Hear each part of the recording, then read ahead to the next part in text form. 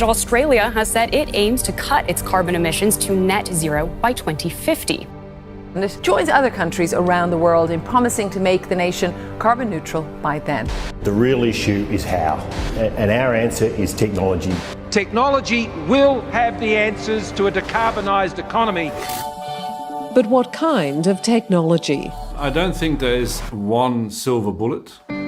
Professor Thomas Maschmeyer was awarded the Prime Minister's Prize for Science in 2020 for his work on renewable energy and plastic waste recycling. He says while there's been plenty of talk about things such as carbon capture, the biggest game changer has been the rapidly falling price of solar energy. What other thing has decreased in price by 95% over a period of 10 years? That is enabling as input a whole lot of other technologies. That includes energy storage, such as his own battery creation, Gelion, which thanks to its zinc bromide composition can work in tough environments, such as agricultural or remote communities. But Gelion can also support the deployment of another emerging technology, green hydrogen. Our battery is our natural partner for solar battery electrolyzer to generate the green hydrogen. Most of the buzz around green hydrogen has centred on electric cars and trucks, but it can also be used to replace coal in steel refineries. Swapping out coal to make steel is something Professor Veena Sahajwalla is already doing at UNSW. Our green steel technology is all about showing that we can actually use materials like waste tires in the process of making steel.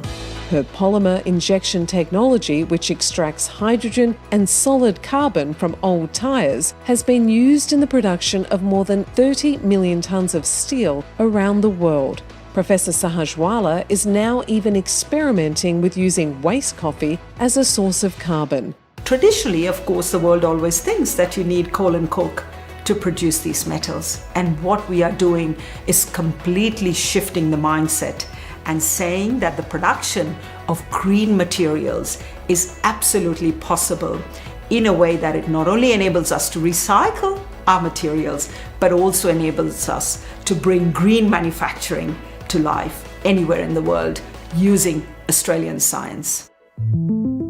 But Professor Maschmeyer cautions that science takes time. You have the idea, you've got to patent the idea in some form, you've got to build the team, you've got to validate and verify whatever your mousetrap is. It also takes money, and Australia currently spends less on research and development as a proportion of GDP than the OECD average. There need to be an investment and a political framework. The settings of that framework will help to accelerate or decelerate progress.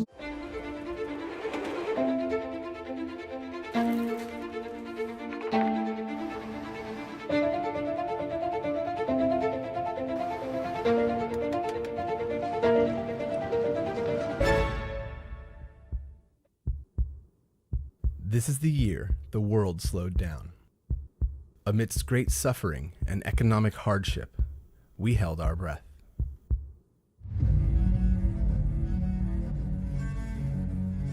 But while humankind struggled, the lockdown gave nature a short reprieve. We were given a glimpse of how clean our world could be, but we know that once we find a way out of this devastating pandemic, our climate challenges will not have gone away. So how can we restart our economies while keeping our air fresh and making our climate stable? Because even in this recession, emissions are still too high. But abundant, low-carbon energy is already here, and we need more of it to drive the clean energy transition. Every day, new innovations and scientific breakthroughs are taking our most powerful energy source and turning it into our most viable chance. Advanced large reactors, even safer and more efficient. Small modular reactors, more flexible and with lower building costs. Innovations in waste management. deep geological disposal and recycling, hybrid systems that combine renewable with reliable, running on smart grids that are guided by artificial intelligence. New nuclear technologies are here to power a cleaner future and change the world.